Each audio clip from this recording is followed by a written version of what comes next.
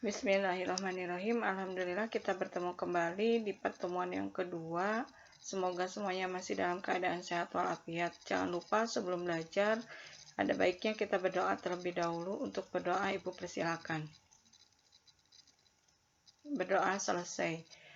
Untuk pertemuan kedua, kita masih membahas tentang pertumbuhan dan perkembangan pada tumbuhan.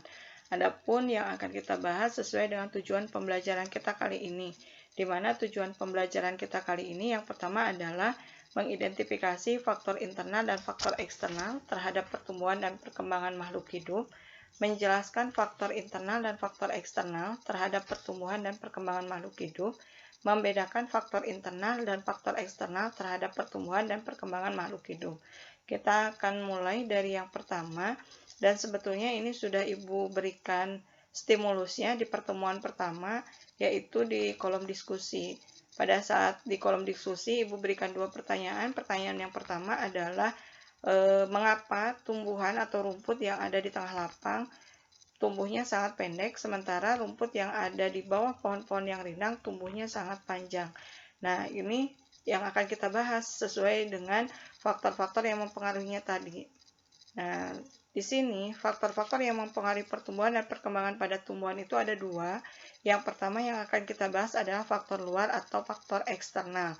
Artinya faktor ini tidak ada di dalam tumbuhan itu sendiri, melainkan faktor ini didapat dari lingkungan di sekitarnya atau diberikan oleh kita sebagai manusia dalam rangka menjaga pertumbuhan dan perkembangan pada tumbuhan.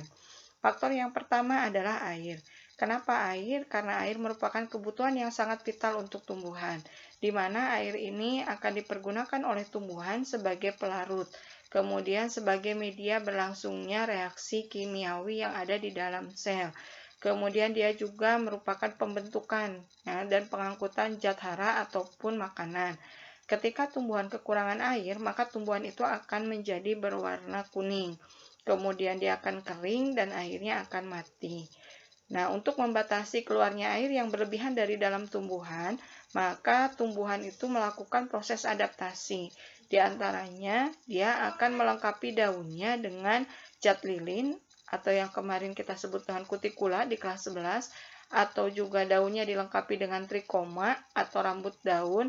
Ada juga yang daunnya menjadi lebih lebar serta tipis, kemudian ada juga yang dilengkapi oleh duri. Nah, itu semua dilakukan oleh tumbuhan demi menjaga agar airnya tetap terpenuhi, tidak banyak air yang keluar. Kemudian yang kedua adalah pH. Tumbuhan itu tidak sama pH-nya. Tumbuhan-tumbuhan tertentu itu ada yang bisa hidup di pH basah, ada yang hidupnya di pH asam, tetapi kebanyakan tumbuhan itu hidup pada pH yang netral.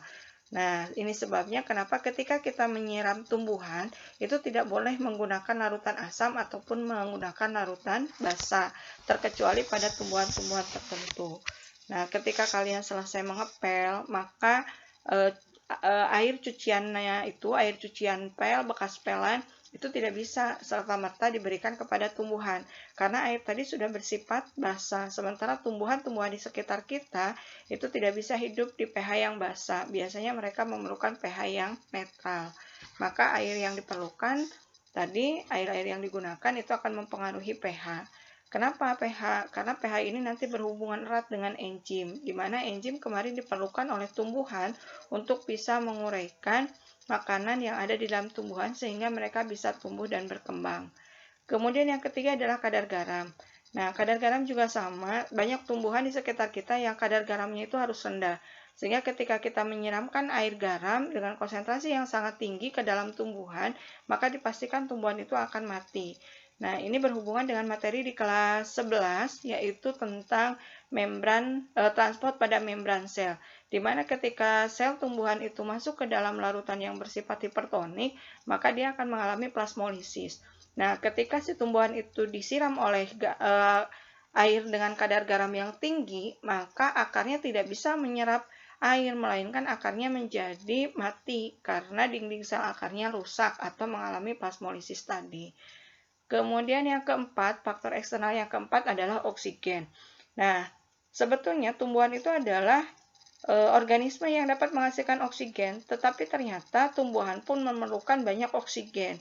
Sehingga ketika dia menghasilkan oksigen, tidak serta-merta oksigen itu dikeluarkan semuanya, tetapi oksigen yang dia hasilkan juga dipakai untuk dirinya sendiri. Nah, untuk apa oksigen ini? Oksigen ini diperlukan oleh tumbuhan untuk proses penguraian zat makanan di dalam sel sehingga dapat menghasilkan energi. Nah, ketika sudah menghasilkan energi, maka tumbuhan itu bisa melakukan proses pertumbuhan dan perkembangannya. Kemudian, yang kelima adalah cahaya. Nah, cahaya di sini tentunya tumbuhan memerlukan cahaya-cahaya dengan spektrum cahaya tertentu. Nah, cahaya diperlukan untuk proses fotosintesis. Tanpa adanya cahaya, maka proses fotosintesis tidak akan berjalan dengan baik. Kemudian, di sini cahaya yang diperlukan oleh tumbuhan itu disebut dengan cahaya nampak, yang biasa kita sebut dengan Magicu hibiniu. Jadi tidak semua spektrum cahaya bisa diterima oleh tumbuhan dan dipakai oleh tumbuhan untuk proses fotosintesis. Jelasnya nanti di bab 2 tentang anabolisme pada tumbuhan. Nah, di sini cahaya ini akan direspon oleh tumbuhan. Respon yang diberikan tumbuhan terhadap cahaya itu disebut dengan fotoperiodis. Nanti di kesempatan berikutnya saya jelaskan. Kemudian yang berikutnya adalah suhu. Nah, suhu juga sama. Suhu yang diperlukan oleh tumbuhan itu disebut dengan suhu optimum. Kisarannya berada pada suhu 4 sampai dengan 45 derajat Celcius atau pada suhu 28 sampai 33 derajat Celcius. Suhu di sini diperlukan suhu optimum untuk membantu proses metabolisme, sama hanya dengan pH. Karena metabolisme tidak akan bisa berjalan dengan baik tanpa enzim. Nah, enzim itu memiliki sifat yang tidak tahan terhadap suhu yang tinggi. Sehingga suhu di dalam tumbuhan pun tadi kisarannya hanya sampai dengan 45 derajat Celcius. Kemudian, yang berikutnya adalah kelembaban. Kelembaban ini berpengaruh terhadap ketersediaan air serta oksigen tadi. Kemudian yang berikutnya adalah organisme parasit dan herbivora. Ketika di dalam tumbuhan itu terdapat organisme parasit dan herbivora, maka dipastikan pertumbuhan dan perkembangannya akan terganggu. Kita bisa lihat sebuah tumbuhan yang dipenuhi dengan ulat, tumbuhan yang dipenuhi dengan kupu-kupu putih, atau yang kita sebut dengan hama orang, itu akan sangat mengganggu proses pertumbuhan dan perkembangan pada tumbuhan itu sendiri. Maka ada baiknya kita rajin untuk membersihkan organisme parasit ataupun herbivore pada tumbuhan agar pertumbuhan dan perkembangan pada tumbuhannya menjadi lebih optimal. Kemudian yang berikutnya adalah karbon dioksida. Nah, karbon dioksida ini merupakan salah satu komponen yang paling penting dalam proses pembentukan makanan, sama dengan tadi cahaya. Dia akan membantu proses fotosintesis, merupakan model dasar, dan ini yang menjadikan kita harus bersyukur. Ketika karbon dioksida dari dalam tubuh kita dikeluarkan, karbon dioksida itu bersifat sampah ataupun racun. Maka ketika dikeluarkan dari tubuh, karbon dioksida itu akan segera diserap oleh tumbuhan. Kemudian oleh tumbuhan, karbon dioksida ini sendiri diproses menjadi zat-zat yang nantinya akan berguna untuk kita, yaitu menghasilkan oksigen. Jadi di sini keterkaitannya sangat erat. Ketika tidak ada tumbuhan, maka tidak akan ada oksigen. Ketika ada tumbuhan tanpa ada karbon dioksida, oksigen pun tidak ada. Jadi oksigen ini kita perlukan, yang bisa menghasilkannya adalah tumbuhan, tapi bahan dasar untuk membentuk oksigen ini sendiri ada di dalam tubuh kita, yaitu karbon dioksida. Maka mari kita sayangi tumbuhan kita yang ada di sekitar kita, pelihara tumbuhan-tumbuhan yang ada di sekitar kita, karena tumbuhan ini sangat memberikan manfaat yang banyak.